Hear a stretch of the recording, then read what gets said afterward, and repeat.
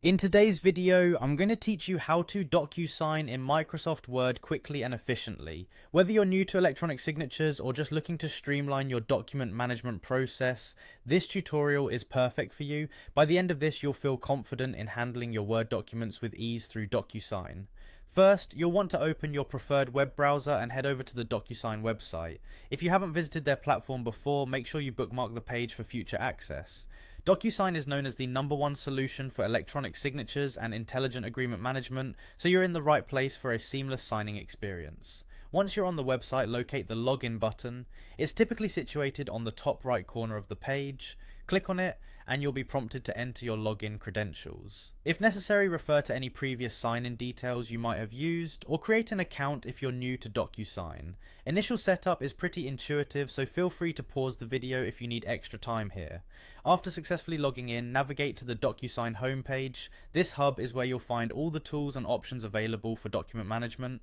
Take a moment to familiarize yourself with the layout, especially if it's your first time using this interface. It's here you'll find templates, your uploaded documents, and actions for organizing your signature tasks. Now, look for and select a template that suits your need. Templates save you time by providing pre-designed document formats that you can customize according to the context of your document.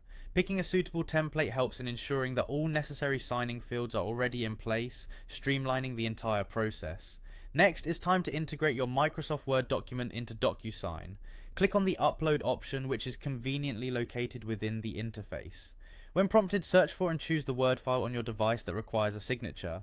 Make sure the document is finalized and reflects all the necessary content before uploading, as making changes afterward can be a bit cumbersome.